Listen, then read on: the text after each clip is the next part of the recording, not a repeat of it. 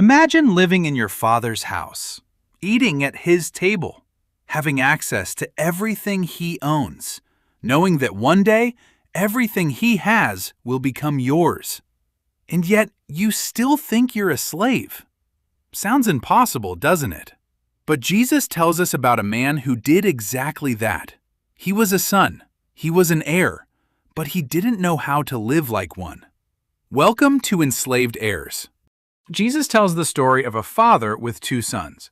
The younger son comes to his father and asks for his share of the inheritance. He leaves home, he takes everything his father gave him, and wastes it. But eventually, he reaches the lowest point of his life. He has nothing. No money, no dignity, no future. So he decides to go back home. And when the father sees him coming from a distance, the father runs toward him. He embraces him. He restores him. And then he throws a celebration. But there's another son, the older brother, and he's still in the field. As he approaches the house, he hears music. He asks one of the servants, "What's going on?" and the servant tells him, Your brother has come back. and the father has killed the fattened calf because his brother has returned safely. But instead of celebrating, he becomes angry, so angry that he refuses to go inside.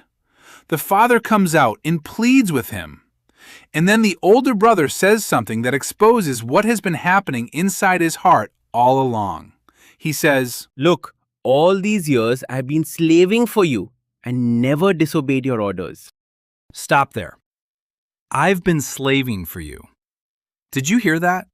The man standing outside the father's celebration was not a slave. He was the son. This is where the story becomes much deeper. The older brother had never left the father's house. He had never squandered the inheritance. He had worked. He had obeyed. He had stayed. From the outside, he looked like the faithful son. But his words revealed something completely different. He didn't understand his position. He thought his obedience was earning him something. He thought his service was a transaction. He thought, "I work, therefore I deserve." and when his father showed mercy to his younger brother, he couldn't understand it. Why? Because when you have a slave mentality, everything becomes wages.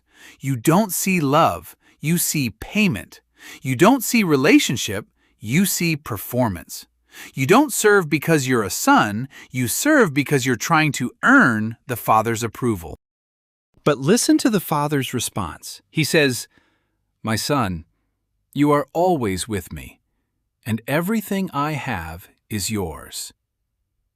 Everything is yours. That's the part the older brother didn't understand. He was standing in the father's house, complaining about what the father had given someone else, while everything he had been looking for was already available to him. He didn't need to compete with his brother. He didn't need to earn his father's love. He didn't need to fight for his inheritance. He was already the son. His problem wasn't his position. His problem was his perception. And maybe that's where some of us are today.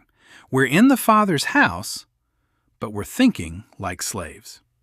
We pray because we think we have to convince God to hear us. We serve because we're afraid that if we stop, God won't love us. We compare ourselves with other people. When God blesses someone else, we become angry. When someone who failed comes back to God, we wonder why they're being welcomed so easily. And without realizing it, we start saying what the older brother said, "I've been working for you." But the father is saying, "My son, you are always with me. Your relationship with me was never supposed to be a wage." Paul writes in Galatians 4, "You are no longer a slave, but God's child. And since you are his child, God has made you also an heir." An heir, not a slave. And here's the tragedy of the older brother.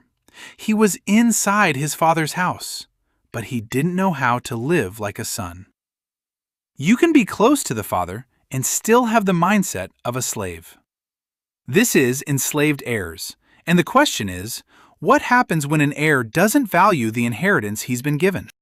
If this message spoke to you, subscribe and follow the series, because in the next episode, we're going deeper into another person who had an inheritance but failed to recognize its value. You don't want to miss it.